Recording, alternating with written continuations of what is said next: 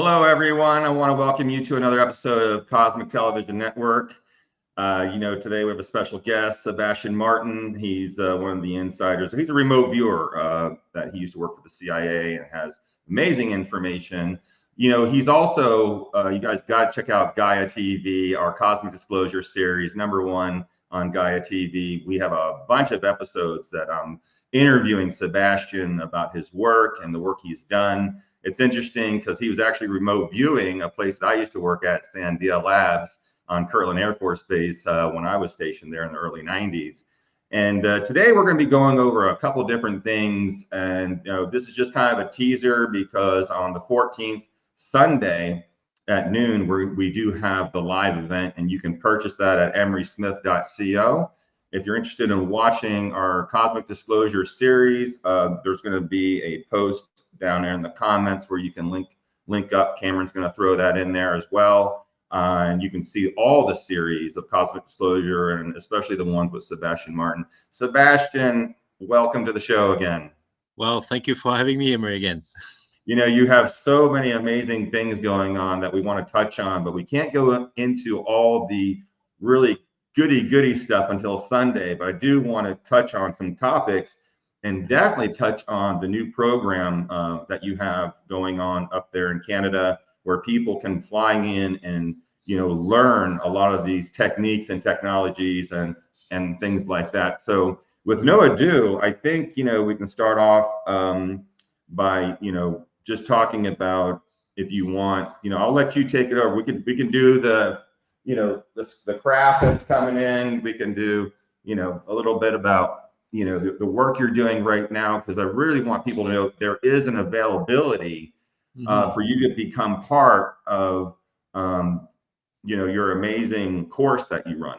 Tell us about this course. Thank you, Emery. Yeah, so there's a remote viewing course happening on October 14th at my place for 6 days. So starting on October 14th, people will be coming in, and then they will be leaving on October 20th. We can pick them up from the airport, dropping them off at the airport. That's basically the plan. We have limited space now, so we only have a few places available. But if you are interested in joining up, if it's too late for October 14th, you can go to my website at terranovelis.com, which is terranovelis.com. And you can look at the other workshops available in the month of November and then December, which would be more extensive. So it's not just about remote viewing, it's also about third eye reading, since I train to teach young kids as well on how to read with their third eye. We can also teach adults with that too. And I also have an extraterrestrial group where people can come in. They can benefit from hypnotherapy. And we are going to be having different professionals on site to help with those people for whoever comes. And we'll be feeding you 3 meals a day. And it's all designed to help you with your basically your journey for the first workshop I'm doing on October 14th. And it's going to be paired with binaural frequencies. And funny enough, I have Paul Elder, who was part of the Stargate program with the Monroe Institute and the CIA, and he's coming in to help me out installing all the equipment that he's giving me away for free. So he's been a great help.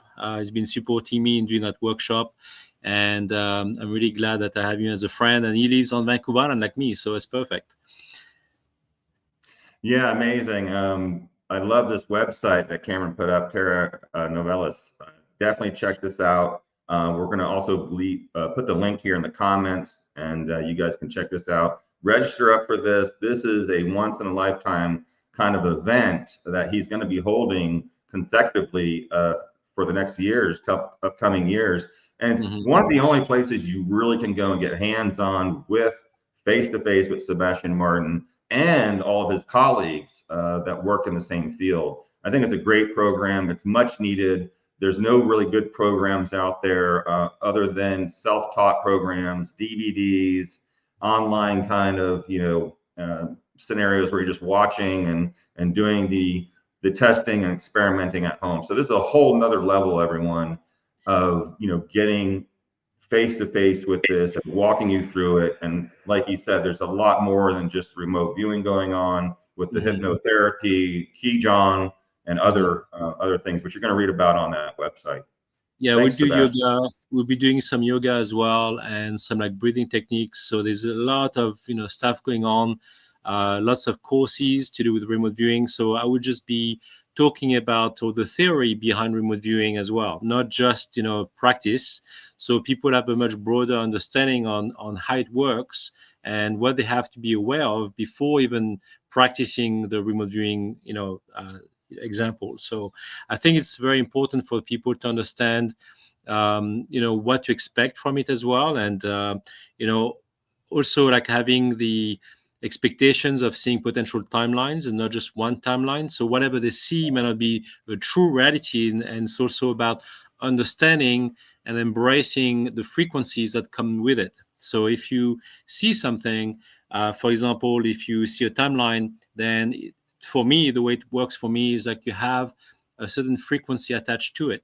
So if the vibration and the feeling that you have, everything has to be noted, and everything has to be you have to pay attention to all these details, because the small details really matter. And so that's why it's so important to follow through the training and embrace everything that goes in, because it's not just about the practice, but also about the understanding of it. Absolutely. I'm so glad you mentioned the multiple timelines. It's something you're going to learn from Sebastien about the discernment of those frequencies of what may have happened, could have happened, what's going to happen, and the manifestation of that as well. It's beautiful. That's right. Exactly. Well, yeah. It's so exciting. Congratulations, by the way, on that. Thank you so much. I'm really excited about it.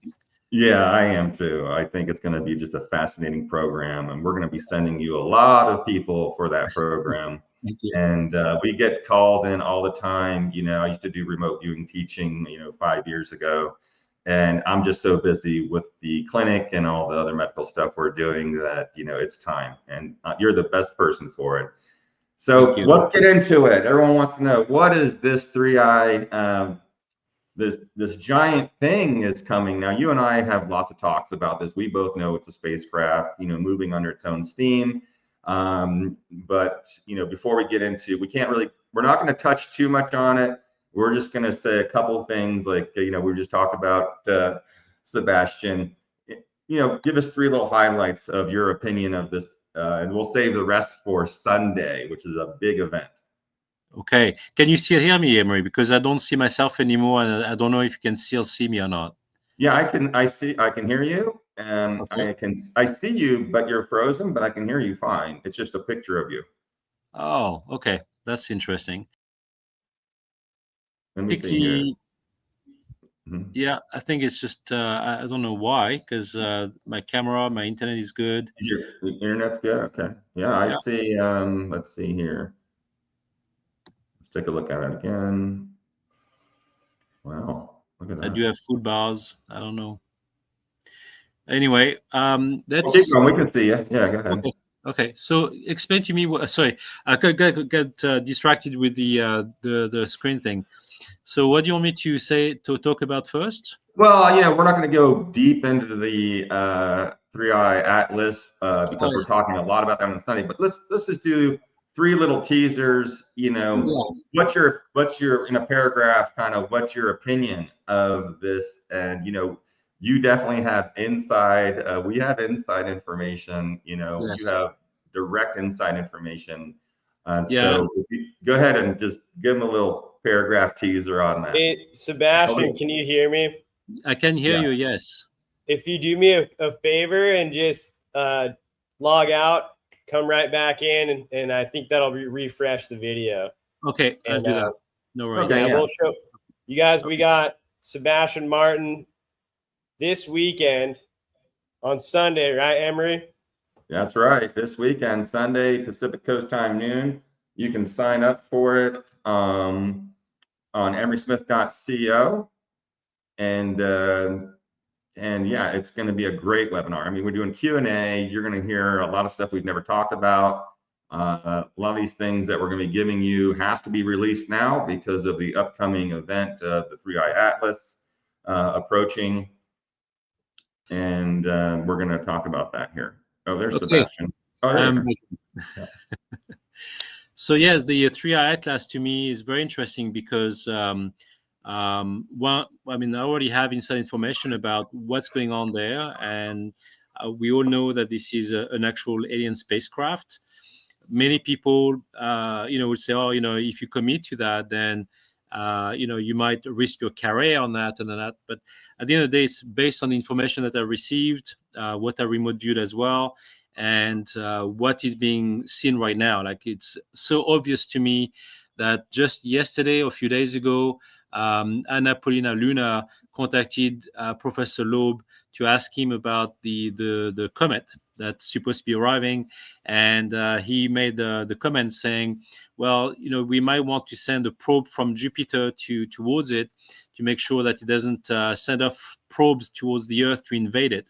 So that's pretty obvious to me that he knows that what's coming in is not natural. And I think we have way more to discuss about the details of it.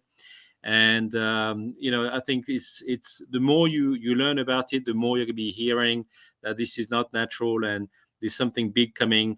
However, I also have inside information about what's going to happen around the October 29th times or time frame. So I have very specific information to share with you on Sunday. Yeah. Oh, fantastic. A lot of the things that people are writing in, even I did a little quick live stream yesterday, they're thinking the hysteria of the alien invasion is the rumoring all over the place. We know it's a craft. My opinion is, it's just kind of coming by, but we'll talk about that on Sunday. But I do not believe that this is an alien invasion. It's a good opportunity for a fake alien invasion. I don't believe the extraterrestrials in our timeline that I see today, that they would allow a fake alien invasion. What do you think? No, I don't believe that for a second either. I think there are some bigger concerns about that potentially around 2027. But not so much right now. I think this is just the premise. We already had the spheres and the drones seen around New Jersey, which was kind of the premise to what's going to happen in the future as a tease, just to show that this is the kind of technologies that the globalists have access to scare people off and to disorientate the governments. I think this is just the beginning of what's going to happen in the next 4 years. And I think this is a very exciting time to be around, because we're going to be seeing many events unfolding in the next 4 years until 2029, which is where the big things are going to happen. But at this point, I do believe that what's coming in with the EI Atlas and the asteroid Apophis coming in 2029, we're going to be seeing a lot of events unfolding in between. So either like through disclosure, through alien interactions, through Lockheed Martin, disclosing that they have access to alien technology, which I know they want to disclose it, but the CIA and other agencies say, no, we are not ready for it.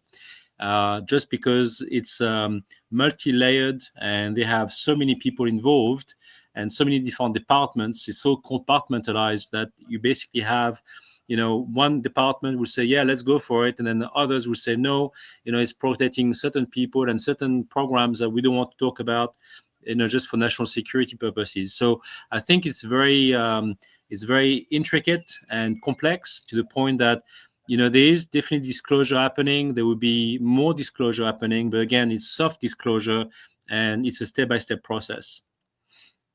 Yeah, absolutely. I think, a lot of people don't understand that there are so many organizations and three-letter agencies involved with disclosure and the fight for what gets released, what doesn't, and how to do that in a safe and effective way is a dilemma. And do you ever see, Sebastien, in the future, those three-letter agencies kind of going away and forming into one agency?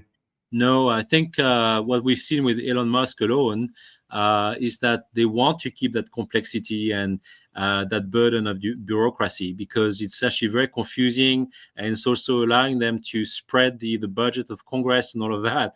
So the money just disappears in different projects, and it's very hard to really track whatever goes out. And there are some black projects, as we know, that are also paid completely aside from the Congress. They can make their own money using their own agencies and offshore companies, working with like mafia agencies, whatever. Like, they have so many opportunities to make money. It's been seen with the drug situation with the CIA when they were trying to import cocaine into the US. The CIA was involved in that, and they were making big money off it. So this was a way for them to support their black projects along the way without declaring it to the Congress and the politicians. So there are many projects going on like this, again, still today, and times 10. It's way bigger than the 90s or the 80s. So this is, so obviously when we look at the SSP alone, there's no way, Congress or taxpayers' money can sustain the expenditure projects for all of these, dark projects. It's impossible. Where do you think they're going to get their new money from? Well, money is a very fictitious thing, especially when it concerns the SSP. They already have crafts that can go off planets, and they can dig gold or whatever they need from different sites. So they don't need the Earth to extract whatever they need, for their projects. This is just, it's so easy for them to access that they don't really care. It's unlimited to them. What do you think some of the goals of the SSP are today? It's a two-tiered system. So we have we talked about this with the Kruger agencies, which is more like serving so they're still part of the SSP, but they are like an offshoot of the SSP working for the globalists. And then you've got the SSP group that are working with the CIA and, within NASA. So they have actually offices at NASA. So they can basically just access, different projects, and they can offload some of the old projects that they were working on to NASA, saying, here we go, this is like 10, 20 years obsolete to us. You can now use it for your own, rockets. Good luck. But they are so far ahead that they have access to so much more technologies and reverse engineering technologies from the ETs. And that's what I believe that is going to happen in the future, is we're going to be seeing a much bigger divide between Kruger and the SSP, to show who is going to be in line with who and trying to protect humanity versus trying to use them for globalization and control over humanity. So there's a very fine line between the two. And the SSP, as I know, the group working for the CIA or with the CIA, is actually going to be helping humanities. They are the ones who are trying to send off, spaceships to go and meet that, EI Atlas Comet that's coming in. So again, that's to protect humanity and to protect planet Earth.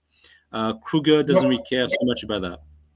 What extraterrestrial races are also involved with the Earth-Human SSP programs? Quite a bit. So the Pleiadians are helping directly with the SSP within the US. They have the Greys, they have the Mantids, they have people call it the Nordics, but they are more like actually close to the Tall Whites. So the Tall Whites actually are working directly with the US military. We've seen that on different bases. They have stations themselves onto those American bases, and they are staying put. They don't want to go anywhere. They are very fond of humanity. They want to mingle with humanity. They want to be embracing society as we know it, and somehow it's a way for them to learn. And it's all to do with the human emotions again, because like the Pleiadians, like many other races, they have none, or they've lost track with those emotions. So they want to relearn from that. So it's all very interesting. But there's a vast array of ETs that the SSP is working with. And there are some smaller, races that they are working with too, which are completely harmless, but they don't have like actual technologies to kill off reptilians or anything else, but they're pretty much benevolent, harmless beings who came over again just for learning capabilities and mingling with the US military and other military complexes like in Australia and so on. So they have been sharing through the Five Eye organizations as well within Europe. They've been sharing information with the Greys.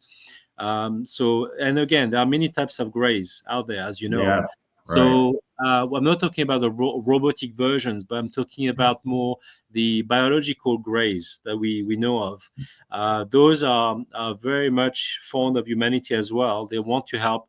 They're not involved in those abduction processes that have been going on with the treaties going between the US and them. It's so complex. There's so many out there, and this is not the end of it. There are, again, more races involved. Yeah. There are some reptilian races that are working with the SSP as well, but benevolent ones who've been around on Earth for millennia. Right. And they've been around, before even humanity. So obviously those races have been learning from humanity too, and they're just trying to come out of the woodworks for sharing their information, but in a limited format, because they are very they want to have the privacy respected. They don't want basically people from the SSP to invade their space underground, and they want to keep it that way. So the same way as they don't come up on the surface to mingle with us either. So they are really pretty much respecting the boundary. And so the SSP is fully aware of that, and they are respecting it. Why do you, what's your take on why planet Earth is so looked at as the, I always say it's the Disney World of the universe, but yeah, it's kind of like the gem. Does that have anything to do with, they were once us and we have to survive in order for them to survive on that timeline? No, humanity is just a stepping stone. Yes, we've been manipulated engineering over time by like 5-6 times by different races, but it's just one of the main laboratories for those ETs. They are conducting the same experiments on other, solar systems, planets. The Pleiadians have showed me this.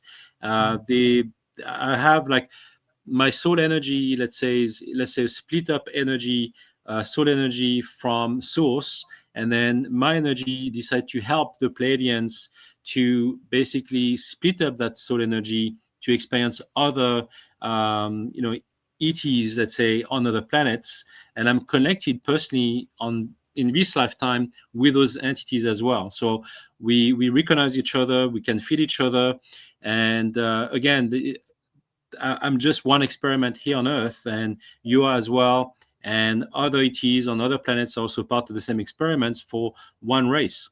That's basically what I know of. But I think we're not the only ones. It's just we're just part of it. Absolutely, yeah. Thanks for sharing that. I think the people needed to hear this. One of the other things we get a lot about is we just did a show with Brad Olson with Antarctica.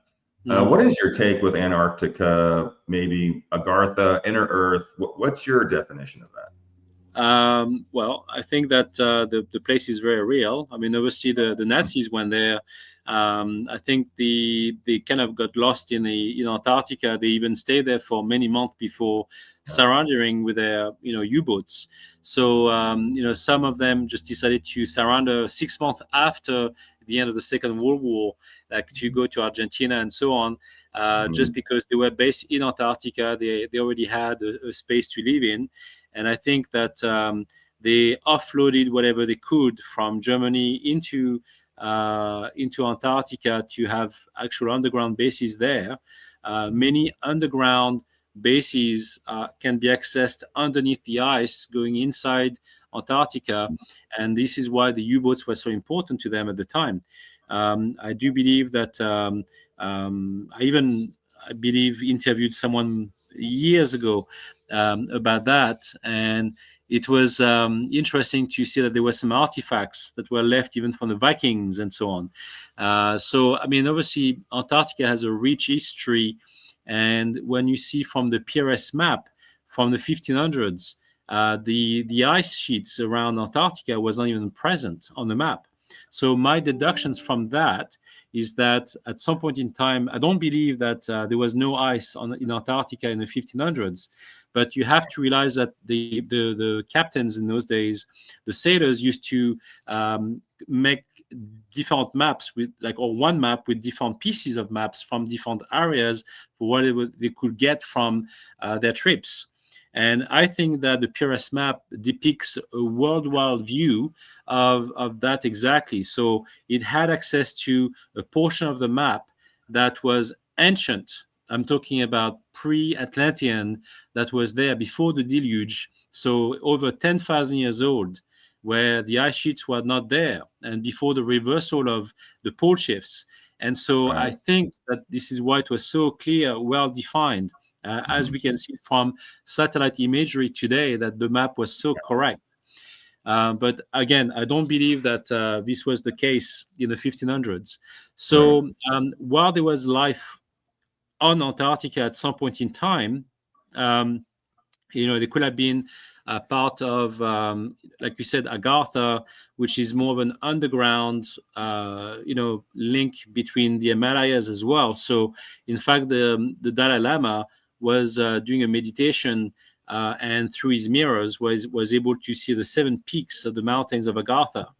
And so that was, to me, something that I got really interested in. And I do believe that there are some, obviously, human presence in Antarctica on the ground that have been evolving, working with the ETs locally, what people call the Nordics. I do believe they are there. And as we know, the Battle of Antarctica, with Admiral Byrd, when they actually came over to see it, they had warships with them, and only a few of them came back. So obviously the battle was not good enough that they could not make a thorough, like I would say, it was not very successful, basically. But they have seen footage of the Battle of Antarctica with UFOs shooting at those destroyers, and they had lasers and this sort of thing. So there was not physical contacts with the aliens there, but the UFOs, there was a real battle going on. And Admiral Byrd had a journal, like he went off with his on his expedition. He actually went in and got lost with a few crew members and described Antarctica as we know it, with tall beings, and they had levitation going on. They were using telepathy. They were using lots of different things. So obviously, he came back to talk about it. He got ridiculed from his experience after writing his book. But not many people really realize what's going on today. And that's what Brad talked about. I know there's a lot of governments that are fully aware of what's going on there. The reason being why many people can't go to Antarctica without proper visas and proper approvals, because there are so many nations who claimed ownerships of certain parts of Antarctica, but at the same time, it's not very clear as to who controls what and who protects what, because it's kind of really just to do the research. But it's not just research, it's to protect what's truly underneath the ice, and all the structures and all the pyramids that they have from the ancient world that would basically disrupt the world, the entire world. Again, so it's too obvious that they decide to keep people at bay and only open up certain sectors of Antarctica for tourism purposes, and that's it. Absolutely. Yeah, I completely agree with that. And for those of you who want to watch that series on emerysmith.co, I think I think we're on part 3 or 4 by now, but you can go register for that, for the upcoming one. We have another one coming up with that for more details. Like I said, stay subscribed, and to Cosmic Television Network, and also Cosmic Disclosure Alliance on Facebook, and emerysmith.co. Well, thanks for sharing that, Sebastien. I got a lot of people that write in and want me to ask you specific questions, and I think it's a good opportunity, since we're not, going into the webinar stuff, to, show you some of these questions. The other one was, and we talked about this already on Cosmic Disclosure, on Gaia TV, is, you know, when what do you see when you remote view the moon? Is what people are asking. Oh, well, the that's a 6-hour, 8-hour, 10-day course. I know. yeah, it is. And it's always changing. The other thing is, like, when I remote view it, you know, yesterday is completely different than today, than it was 10 years ago and the year before.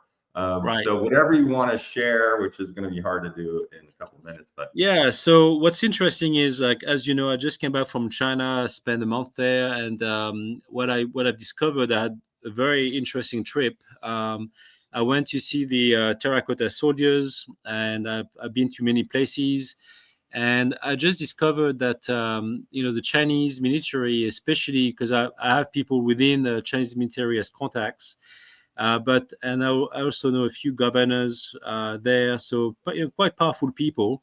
And what I've learned is that the Chinese government doesn't want to talk about UFOs. They are in pure denial. They know all about it, but they won't accept it publicly. So they won't even release the information to their own people. And they even have a UFO research center in Beijing. And that center is basically just a front for the government. And they are supposedly independent, but they're not. So whatever comes out of their organization is basically just propaganda, and to say that whatever you see in the sky is just atmospheric disturbances and spy satellites from the US. So, yeah, it's funny. It's funny. I'll add something. You know, I have a huge following in China, and they have to go, like, on a secret black web. They have to really hide themselves. And they said, you know, we love all your shows, we love all the information, we love you, but if I get caught even watching your website, you know, it's pretty stringent. I mean, they're no joke over that. They don't want the people.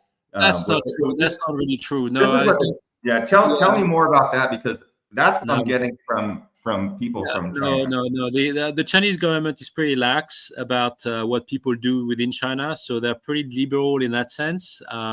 As long as it does not disturb the peace of the Right. Chinese government and the Communist classified Party. stuff. Yeah. Yeah, if you become too popular within China, and you basically start, you know, having too much influence on the people, then you become a threat to the Chinese government if your views are very different from the Chinese government or the Communist Party. So that's when they start shutting you down. They will start with threats. Yeah, they will start, like, you know, shutting you down in many ways. They can silence you by threatening you. They can send you to prison for a bit, or they can kill you. So they have different ways of dealing with those kind of disturbances.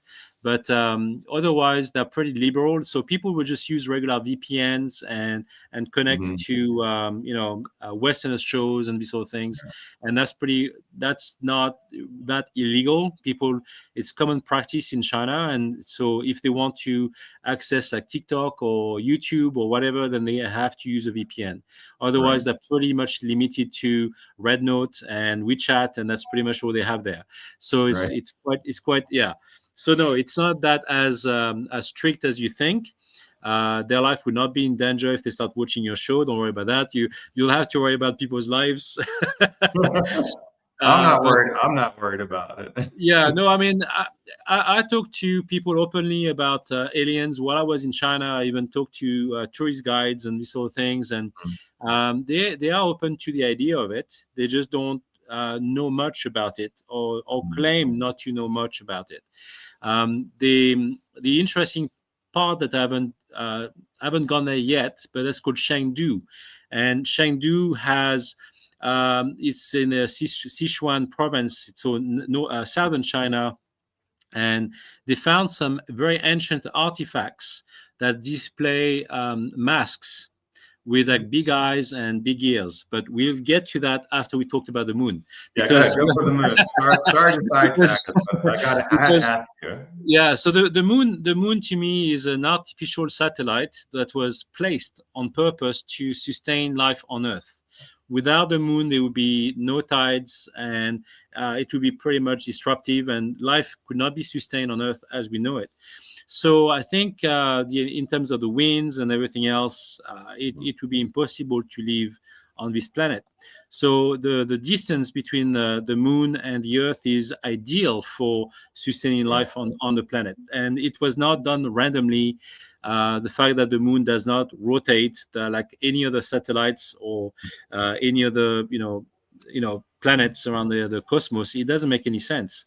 So the holo that we heard from the banging, like the bell, the famous bell ring that people have heard from the moon means like it's hollow, but it's not hollow entirely. It's actually hollow in parts. So the moon is more like a honeycomb, and is kind of a labyrinth on the inside, and has many tunnels, many bases underground as well for UFOs. And just recently, I've discovered that the Chinese actually went to the other side of the moon and were able to station themselves there along with the SSP. So they had to be brought into the SSP internationally. And again, the SSP is international. They have other, obviously, countries involved, not just, obviously, the SSP from America, but other countries too. And so the Chinese had to be brought in. And the same way as Russia shares information with America for the aliens and the spacecraft, especially for spacecraft retrievals. So all of this has been going on behind closed doors and behind the politicians. So, and that's a very recent event where the Chinese decided to join the SSP, to be part of the group and to be stationing themselves on the far side of the moon. So they have access to other planets from there. And what I've discovered from my trip to China is they do have access to reverse engineering technology as well, pretty much as the US. So, but they are still in their infancy compared to the US, though.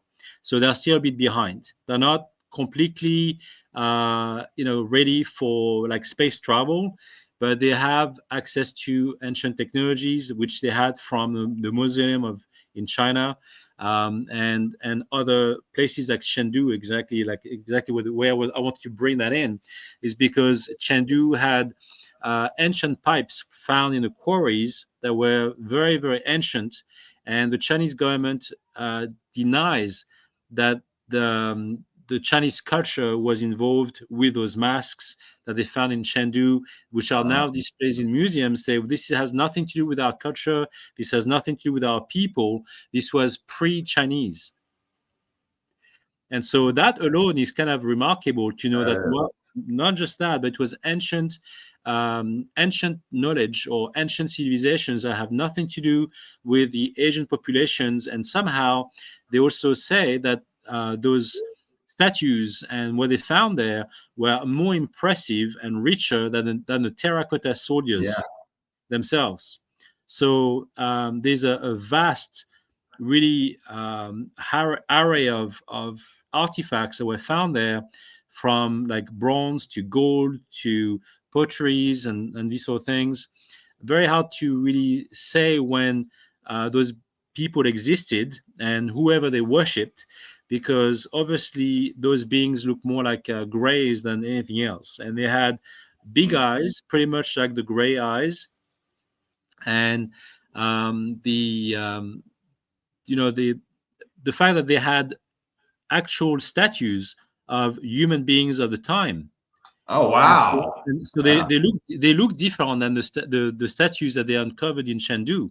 So they knew exactly the difference between those beings and the human beings there, which were very different. So you would thought, is that public information, Sebastien? Some of it is, not all of it. Okay. some of it. We do have your book up, Inner Journey in Outer Space, which you can get probably on Amazon. Yeah. So check that out. Hey, Cameron, what I did is I sent you a picture from one of my very old cosmic disclosure when I was talking about the moon. Sebastien has probably seen this a long time ago. Put that, artist rendition of the moon that I made for cosmic disclosure up, so Sebastien can see it. Yeah, so it is, that's fascinating information. I can't wait for that to be public. I know. Especially the part about how the statues or the Yeah. pictures look So different.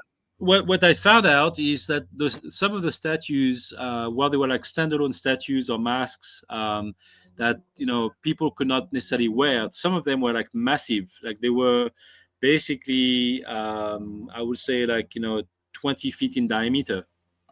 They were found underground, and what they found were also depictions of dragons.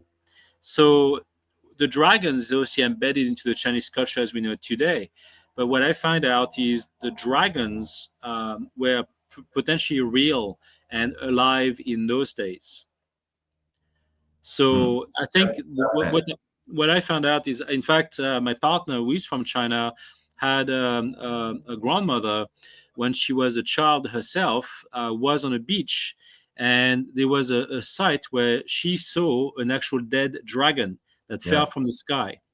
And so there are some depictions like that where the army came in and they just like took it away, and but she clearly saw the scales of the dragons on that beast that came from the sky, and everything changed into the sky. Like the clouds were very different, and it left a huge like dent on the beach, because obviously it just was taken away. But she clearly remembered that there were some creatures that were still alive in her days. And so that's the depiction of the moon that you did. No, I actually, Cameron, it's the one which shows the actual schematics of the moon that I made. If you can put that one up, that's the first one. Well, in the projects they had in the archives there in the underground facility in the library, they had a whole section on a type of dinosaur that had wings, total dragon looking reptilian. There was DNA samples of it. So they had somewhere definitely samples of one that was decomposed. I've never, they talked about live ones and inner Earth. They also talked about these on different planets, but they also categorized them as a species, a conscious species. They weren't like your pet iguana or your pet, we're talking like dog-like consciousness, in these giant dragons that were bonded to different species and different human beings here on Earth. Many, very, very long time ago, of course. I still believe they're here on inner Earth and in other areas. So that's the rendition I did. And there's a couple more he'll show you. And this is, based off of when I saw the architectural stuff in the facilities, in the underground facilities, when we were in the library, I had access to a lot of this. And this is what I remembered from memory and sat down with an artist and went through it step by step. There's a couple other pictures you can post up there too of those if you want, Cameron, just so he can see this. But I just wanted you to see this. And, a lot of remote viewers have also seen similar type things out there. I think it gives a great perspective for the audience to see. What do you think? There are a few things missing, but it's pretty close. You can see like the honeycomb structure in the middle. There are many more tunnels or access points to the moon, like through the craters, where the crafts can exit from, and the speedways that you have on the inside, like basically the tunnel that goes around. It's not quite like that, because accesses to the different areas of the moon is restricted to certain nations and also races. So there is a divide. There's a division between different areas of the moon that is not as network as this. It's more structured, and there are many more layers. The stuff that you put in there, like in blue, that's basically the structure that's holding the moon together. Yes. This was based off of my memory from 25 years ago. It was hard to do. Cameron, show them the other couple pictures. The next one. So it's interesting. But they had this just honeycomb center, and also the structure of this is very thick. This is not 1,000 feet we're talking here, as you can see. No. It is big. Yeah. And it's big enough that craft can fly around in certain parts of it. Right, of course. Yeah. There's definitely like a thick layer on top of the structure, so they can gather like moon dust or whatever they have in terms of Helium-3. right? But it's just for show. Yeah. The craters exist because of the amount of impacts that asteroids and everything crashed into the moon, and you have to realize that those structures have to sustain those asteroids hitting the moon, because they are pretty violent, and every time it does that, it does have an impact on the internal structure of the moon too. So there's been shock absorbers put in all around the moon structure on the inside, so it kind of most like moves. It's the sphere that you have on the inside, which is like not quite of a sphere, but it's basically more of a hexagonal shape that basically moves and is way more shock absorbent than just a regular sphere. So that's basically how it can absorb all the shocks from in the past from the asteroids hit on the moon. And there were many collisions that you can see, and some of that was also to do with attacks, not just regular meteor showers. There were actual attacks from other races when there was a war happening, and when the people of Mars moved from Mars to the planet Earth. So all of this was linked to ancient history. But the moon had a huge part of this galactic war that was going on as well between races. Yeah, absolutely. So what else about the moon other than that would you like to share? Well, I mean, it's there to stay unless something else happens. But all that the aliens have to do to disrupt what's on Earth is to remove the moon from Earth and put it away and destroy it, and then that would be enough to disrupt whatever is on Earth. They don't necessarily have to invade the planet to create misfortunes for us. But I think the reason why they want to keep it is because they would potentially want to invade it too and take control over humanity, same as what the globalists want to do. But I don't think that's in plan. I think that's kind of the fear factor from the reptilians, and whatever is going to happen, for what we know, and especially from what we know from the future about the Pleiadians and other races, is we are here to stay. In what number, I don't know. But at the end of the day, humanity will not go away. It will still survive. So I'm not really worried about that. Yeah, no, me either. Absolutely. I agree with that 100%. The fear factor is rampant online with everyone and their conspiracy theories. Yeah, there are lots of out there, but there are some genuine concerns that we have to be aware of moving forward, which is, again, what I've been involved with the government, and they shared the information with me, and they are scared themselves too. So while there are many things they can't control, especially from outer space, they certainly have this very visceral fear of what's going to happen in the future for Earth. Now, I don't know if it's to do with AI or if it's to do with actual aliens themselves. If it's to do with aliens, I don't think that's a real concern to me. I think it's more to do with technology. AI, or if it's to do with. Can you hear me? Yeah, I can hear you fine. Okay. I heard like a slight echo at some point, which was interesting. Oh no, I was bringing it up on the other page, so I could see the questions. You're doing it, okay. You're good. You're good. Yeah. So I think for the Chengdu statues, going back to that, I think I'm going back next year to have a look, and I also want to visit the quarries that not many people know about, and there are some tunnels that are around there that would lead to underground cities, which China has many of.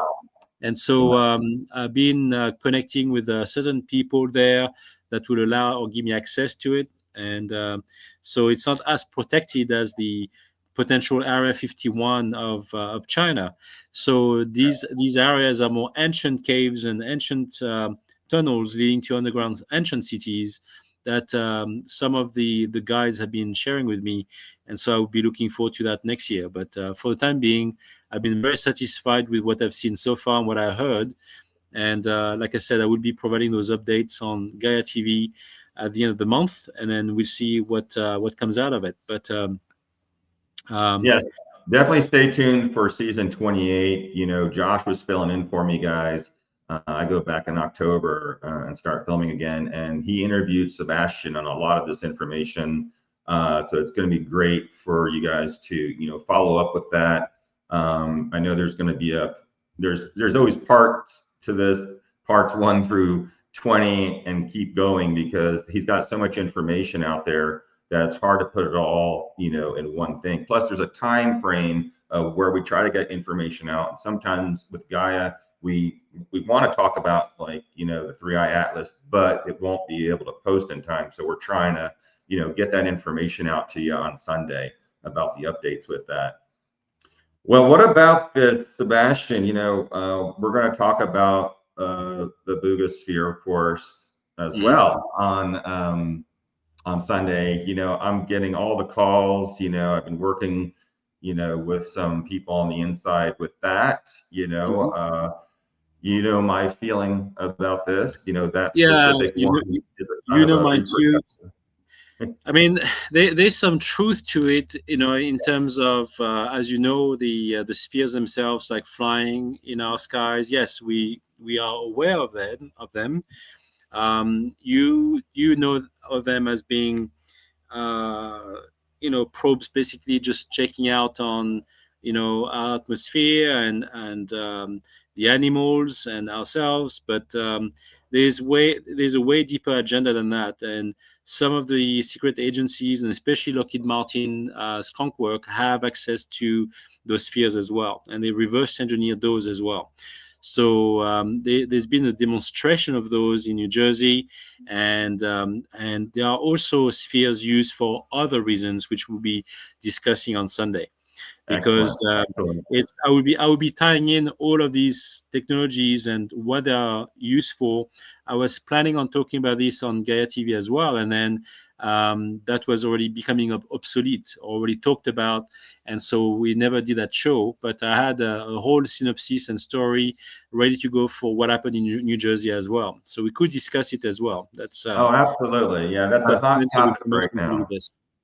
Yeah, it's a very hot topic. People want to know, they want to hear your opinion on this, Sebastien. I think it definitely has to be talked about, and we'll definitely have a lot of time on Sunday to go over that specifically. And of course, I know you're going to wrap it all around with the Jersey spheres and everything that's going on worldwide. Yeah, and we can go back 10 years. There's more stuff that happened 10 years ago about that too. Fantastic. Well, Sebastien, I want to thank you for coming on to do this little 15-20 minute teaser for everyone. It's always a lot of fun to have you on. We'll do more of these in the upcoming months, of course. Yeah, I'm looking forward to it. For you that are out there watching this, if you like what you just heard, we're going to have a couple hours to go over in depth a lot about, of course, the Atlas, and of course the Buga Sphere, and some other updating things that Sebastien has kind of encountered while he was in China. So looking forward to that, Sebastien. And thank you, Cameron, for putting this together, the Cosmic Television Network and the Cosmic Disclosure Alliance Facebook page. Sebastien, I guess I'll be seeing you. We'll be talking before then, I'm sure, but we'll be seeing you Sunday, Pacific Coast time, noon. Yes. The link is down below if you guys want to register for that. And yeah, I'm looking forward to it. Thanks, Sebastien. All right. Thanks for having me. Thank you so much.